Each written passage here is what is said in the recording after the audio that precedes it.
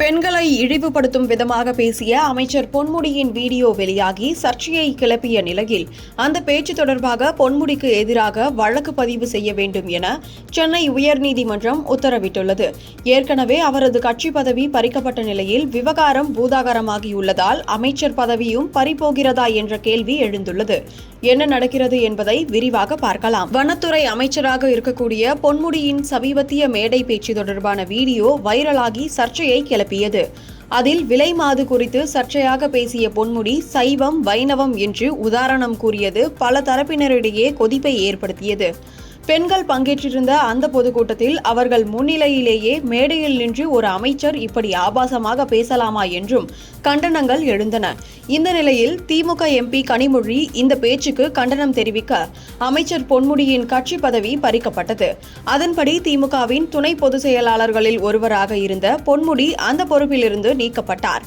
மாற்றுக் கட்சிகளில் துவங்கி கூட்டணி கட்சிகள் வரை இந்த பேச்சுக்கு கண்டனம் தெரிவித்த நிலையில் தனது பேச்சுக்கு வருத்தம் தெரிவித்தார் பொன்முடி.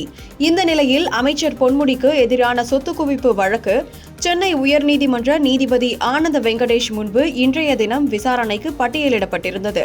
அப்போது அமைச்சர் பொன்முடியின் பேச்சை நீதிமன்றத்தில் திரையிட்ட நீதிபதி அமைச்சரின் பேச்சுக்கு கடும் கண்டனம் தெரிவித்ததுடன் உச்சநீதிமன்ற உத்தரவின் அடிப்படையில் அவருக்கு எதிராக வழக்கு பதிவு செய்யப்பட்டுள்ளதா என்று விளக்கமளிக்க உத்தரவிட்டிருந்தார். தொடர்ந்து மாலை இந்த விவகாரம் மீண்டும் விசாரணைக்கு எடுத்துக் கொள்ளப்பட்ட போது தமிழக அரசின் தலைமை வழக்கறிஞர் ஆஜராகி அமைச்சர் பொன்முடிக்கு எதிராக 5 புகார்கள் பெறப்பட்டுள்ளதாகவும் அவை சம்பந்தப்பட்ட காவல் நிலையங்களுக்கு அனுப்பி வைக்கும் நடைமுறை மேற்கொள்ளப்பட்டுள்ளதாகவும் தெரிவித்தார்.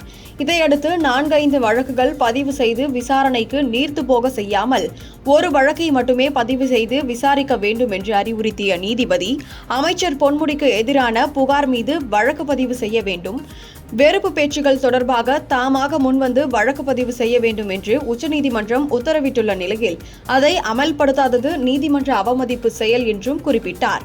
பின்னர் வழக்கின் விசாரணையை ஏப்ரல் 23ஆம் தேதிக்கு தள்ளி வைத்த நீதிபதி அன்றைய தினம் அமைச்சர் பொன்முடிக்கு எதிராக பதிவு செய்யப்பட்ட வழக்கை தாக்கல் செய்ய வேண்டும் என்று உத்தரவிட்டுள்ளார்.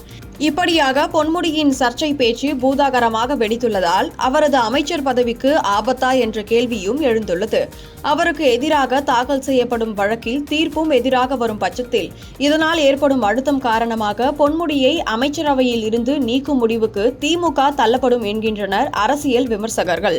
சான்றோர் குரல் செய்திகளுக்காக செய்தி வாசிப்பாளர் சந்திரிகா.